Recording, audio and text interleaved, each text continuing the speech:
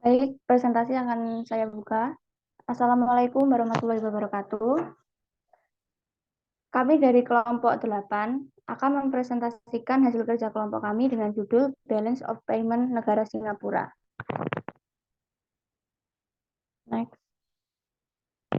Berikut anggota kelompok 8. Yang pertama ada saya sendiri, Devina Karisa Dinanda, NIM 2021-044. Yang kedua, Titi Setia Anggraini, NIM 2021-061. Dan yang terakhir ada Nicoletta Octavia, NIM 2021-062. Pengertian balance of payment.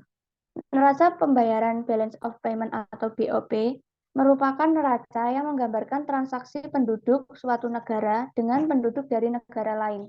Neraca pembayaran umumnya memiliki komponen berupa perdagangan barang dan jasa, transfer keuangan, dan moneter antara penduduk Indonesia dan penduduk luar negeri periode waktu 1 tahun. Pencatatan semua transaksi ekonomi dengan neraca pembayaran perlu dilakukan supaya memudahkan suatu negara dalam menganalisa barang atau jasa dalam negeri yang disuplai oleh negara lain sehingga bisa menambah pemasukan negara. Jenis-jenis balance of payment terdiri dari 3 jenis, yaitu neraca berjalan atau current account. Neraca berjalan terdiri atas neraca perdagangan, neraca jasa, dan neraca transaksi unilateral atau sepihak. Neraca perdagangan mencatat transaksi ekspor dan impor di antara dua negara atau lebih. Kemungkinan yang terjadi pada neraca perdagangan meliputi surplus, defisit, dan seimbang. Yang kedua ada neraca modal atau capital account. Neraca modal mencatat transaksi penerimaan atau pembayaran yang berhubungan dengan peminjaman dan penanaman saham, ekspor dan impor modal, yang terjadi di antara dua negara atau lebih, baik untuk investasi jangka pendek atau jangka panjang. Dan yang terakhir ada neraca moneter atau monetary account. Neraca moneter mencatat mutasi dalam hubungannya dengan IMF, serta memperlihatkan perkembangan atau perubahan cadangan devisa suatu negara yang bisa berupa emas atau valuta asing lainnya. Next. Sejarah singkat negara Singapura.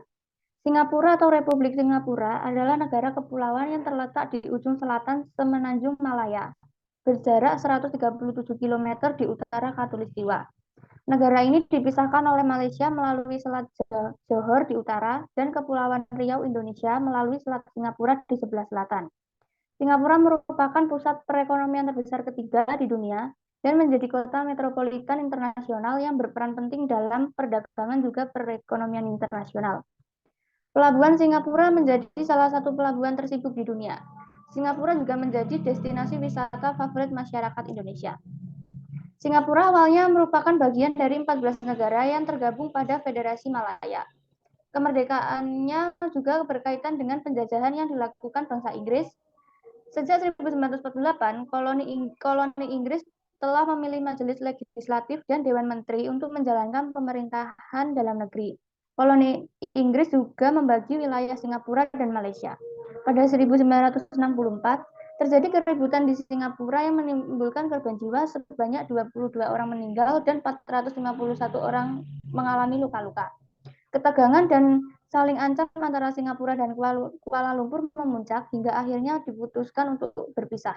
Secara resmi, Singapura memperoleh kedaulatannya pada 9 Agustus 1965.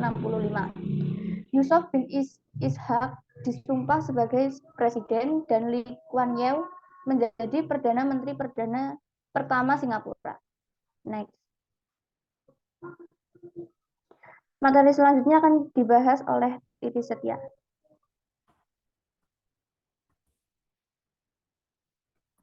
Kondisi perekonomian negara Singapura. Pertumbuhan ekonomi Singapura cenderung datar pada kuartal 2 2022 karena melonjaknya harga membebani aktivitas dan mendorong pengetatan bank sentral yang mengejutkan. Dilansir Bloomberg, produk domestik bruto atau PDB Singapura hanya naik 0,1% pada periode April sampai Juni dari 3 bulan sebelumnya. Angka ini meleset dari median estimasi 1% dalam survei Bloomberg terhadap para ekonom. Dibandingkan dengan kuartal 2 2021, year on year PDB naik 4,8%, di bawah proyeksi sebesar 5,4%. Meskipun pembukaan pelonggaran aktivitas di Singapura memberi dorongan terhadap industri yang sebelumnya tidak aktif seperti perhotelan, restoran, dan layanan retail lainnya yang melayani konsumen domestik, kenaikan harga dan inflasi masih membebani sentimen. Bahkan, dengan meningkatnya kedatangan wisatawan memberikan peningkatan pertumbuhan di samping industri yang tahan pandemi seperti layanan keuangan. Singapura mencatat aktivitas perdagangan grosir dan eceran berkontraksi pada kuartal 2. Diketahui, Singapura mencatat inflasi Mei 2022 mencapai 5,6%, naik dari 5,4% pada bulan sebelumnya. Data yang lain menunjukkan aktivitas manufaktur naik 0,3% dari 3 bulan sebelumnya dan tumbuh 8% year on year. Adapun output konstruksi naik 1,9% dan 3,8% year on year. Kondisi perdagangan internasional negara Singapura. Perdagangan barang. Total perdagangan barang Singapura meningkat sebesar 28,1% secara tahun ke tahun pada kuartal kedua tahun 2022, mengikuti pertumbuhan 20,8% yang tercatat pada kuartal sebelumnya pada tabel di samping. Peningkatan total perdagangan barang disebabkan oleh peningkatan perdagangan minyak 69,5% dan non-minyak 19,9%. Total ekspor barang dagangan naik sebesar 25,0% pada kuartal kedua. Menyusul kenaikan 18,8% pada kuartal sebelumnya, pertumbuhan disebabkan oleh peningkatan ekspor domestik 28,7% dan ekspor kembali 21,8%. Pertumbuhan ekspor domestik tersebut disebabkan oleh peningkatan ekspor domestik minyak dan ekspor domestik non-migas atau NODX. Secara khusus, ekspor minyak dalam negeri melonjak sebesar 73,0% karena harga minyak yang lebih tinggi. Dalam hal volume, ekspor domestik minyak turun sebesar 8,2%. Selanjutnya akan dijelaskan oleh Nicoletta. Kondisi perdagangan internasional negara Singapura. Perdagangan jasa. Total perdagangan jasa meningkat sebesar 12,9% secara tahunan pada kuartal kedua tahun 2022. Meningkat 9,8% pada kuartal sebelumnya. Ekspor dan impor jasa mengalami pertumbuhan tahun ke tahun yang positif selama kuartal tersebut.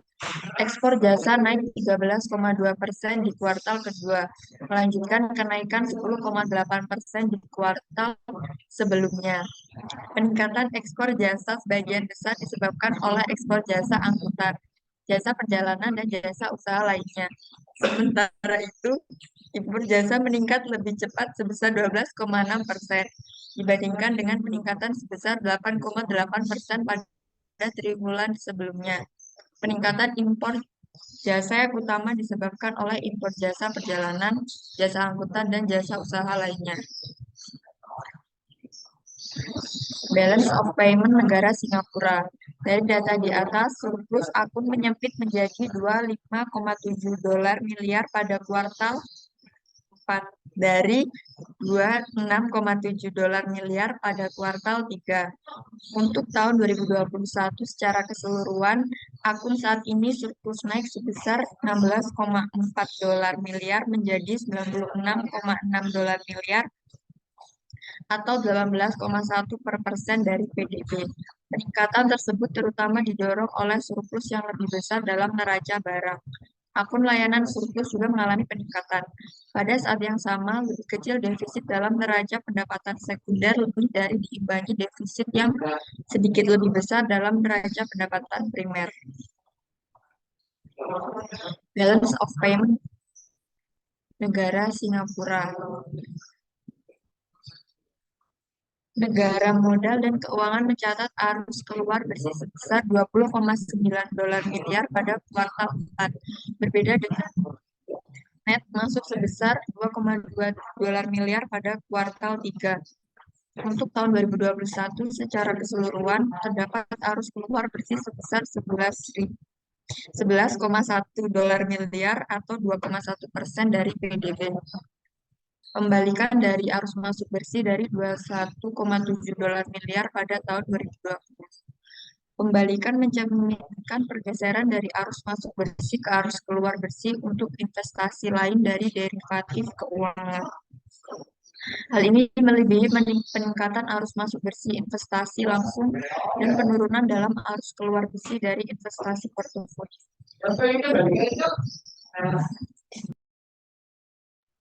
Sekian presentasi dari kelompok kami. Apabila ada kurang dan lebihnya, kami mohon maaf. Wassalamualaikum warahmatullahi wabarakatuh.